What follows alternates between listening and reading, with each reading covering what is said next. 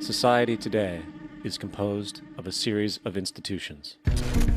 From political institutions, legal institutions, religious institutions, to institutions of social class, familial values, and occupational specialization.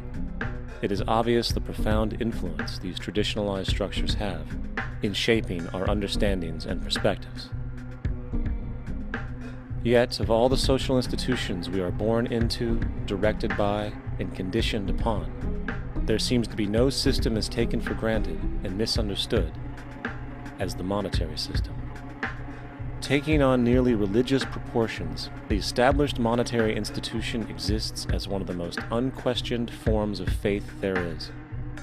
How money is created, the policies by which it is governed, and how it truly affects society are unregistered interests of the great majority of the population.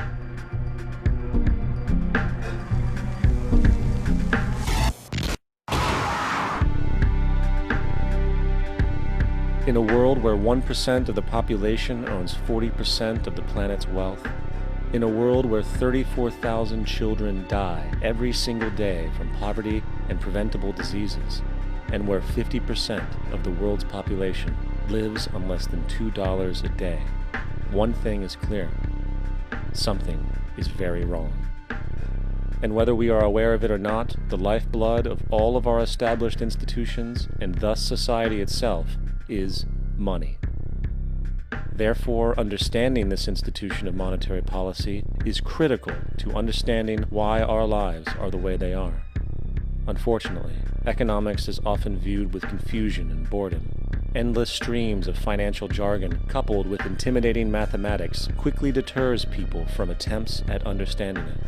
However, the fact is, the complexity associated with the financial system is a mere mask, designed to conceal one of the most socially paralyzing structures humanity has ever endured.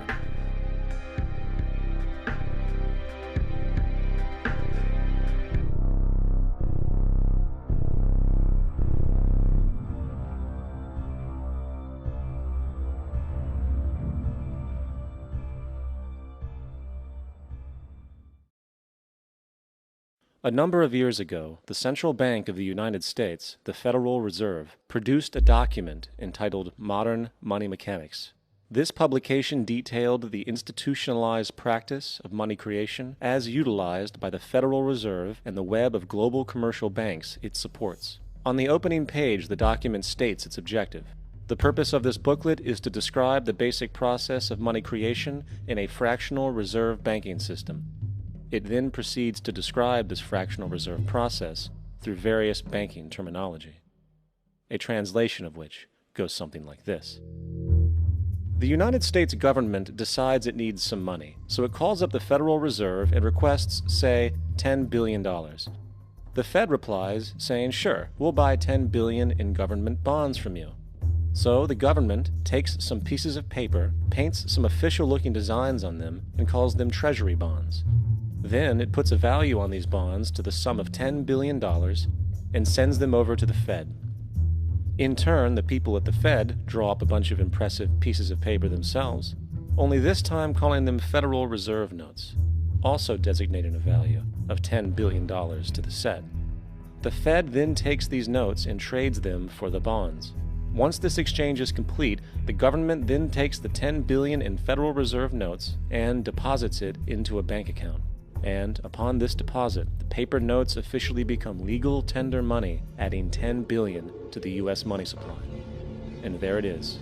$10 billion in new money has been created. Of course, this example is a generalization, for, in reality, this transaction would occur electronically, with no paper used at all.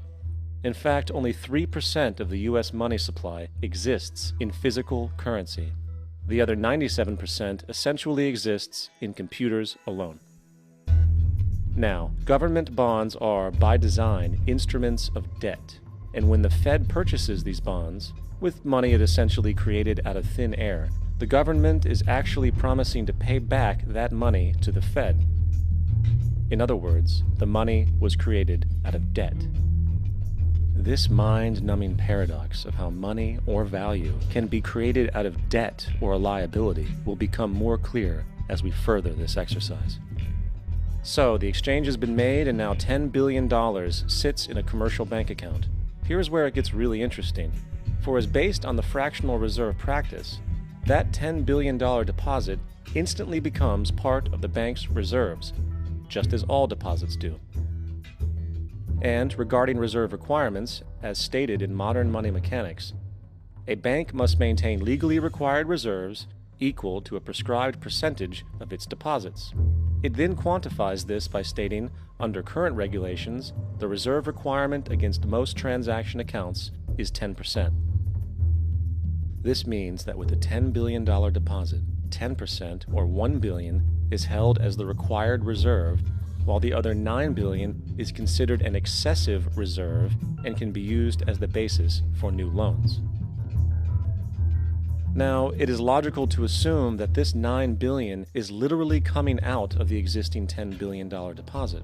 However, this is actually not the case. What really happens is that the $9 billion is simply created out of thin air on top of the existing $10 billion deposit. This is how the money supply is expanded. As stated in modern money mechanics, of course they, the banks, do not really pay out loans from the money they receive as deposits.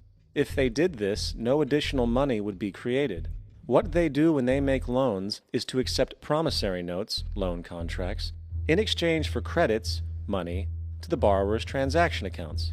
In other words, the $9 billion can be created out of nothing simply because there is a demand for such a loan and that there is a $10 billion deposit to satisfy the reserve requirements. Now, let's assume that somebody walks into this bank and borrows the newly available $9 billion. They will then most likely take that money and deposit it into their own bank account.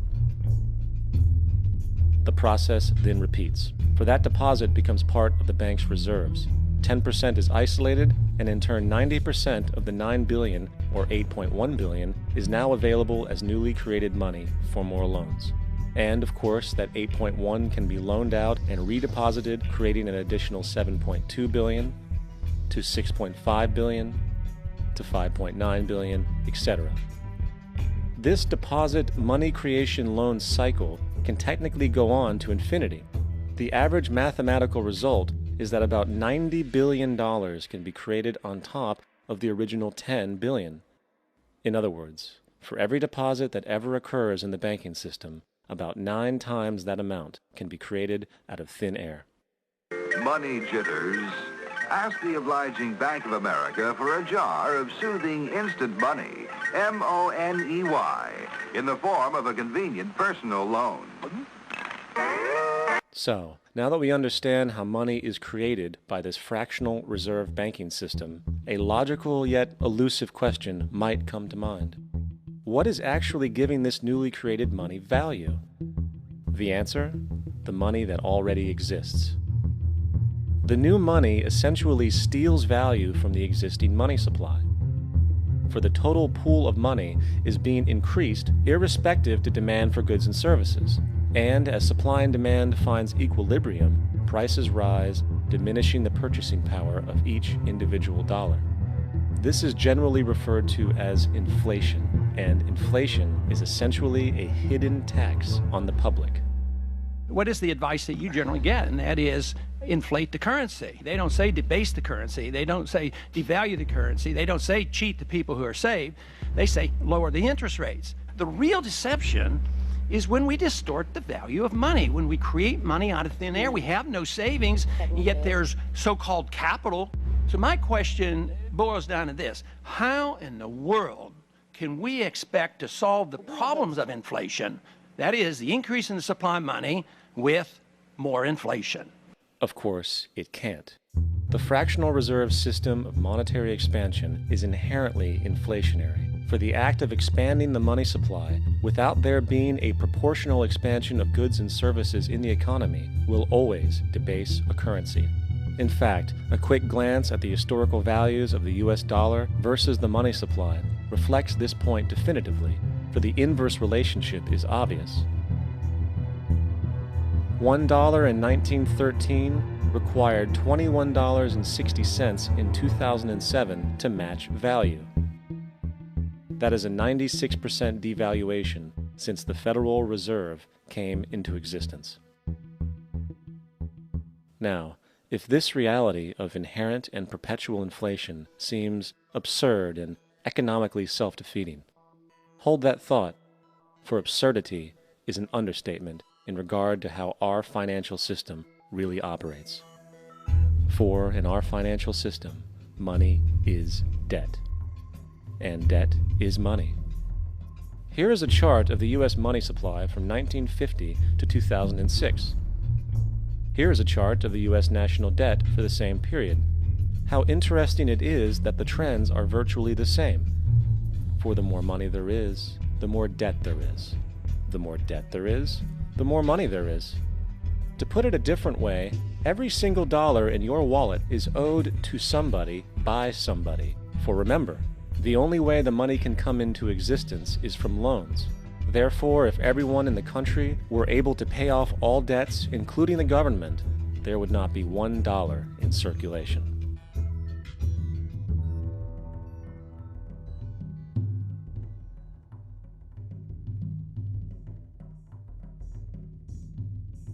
In fact, the last time in American history the national debt was completely paid off was in 1835 after President Andrew Jackson shut down the central bank that preceded the Federal Reserve. In fact, Jackson's entire political platform essentially revolved around his commitment to shut down the central bank, stating at one point, "The bold efforts the present bank has made to control the government are but premonitions of the fate that awaits the American people should they be deluded into a perpetuation of this institution or the establishment of another like it." Unfortunately, his message was short-lived, and the international bankers succeeded to install another central bank in 1913, the Federal Reserve. And as long as this institution exists, perpetual debt is guaranteed. Now, so far we have discussed the reality that money is created out of debt, through loans. These loans are based on a bank's reserves, and reserves are derived from deposits. And through this fractional reserve system, any one deposit can create 9 times its original value, in turn debasing the existing money supply, raising prices in society.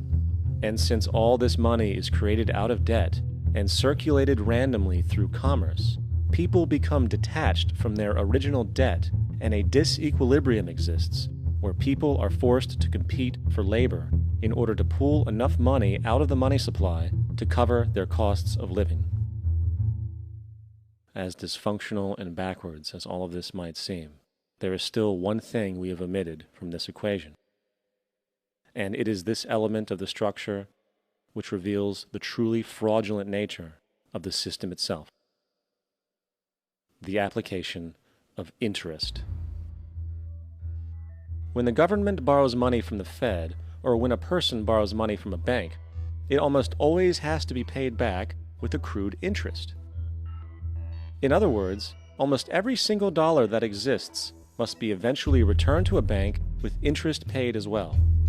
But if all money is borrowed from the central bank and is expanded by commercial banks through loans, only what would be referred to as the principal is being created in the money supply. So then, where is the money to cover all of the interest that is charged? Nowhere. It doesn't exist. The ramifications of this are staggering, for the amount of money owed back to the banks will always exceed the amount of money that is available in circulation. This is why inflation is a constant in the economy, for new money is always needed to help cover the perpetual deficit built into the system, caused by the need to pay the interest. What this also means is that mathematically, defaults and bankruptcy are literally built into the system, and there will always be poor pockets of society that get the short end of the stick.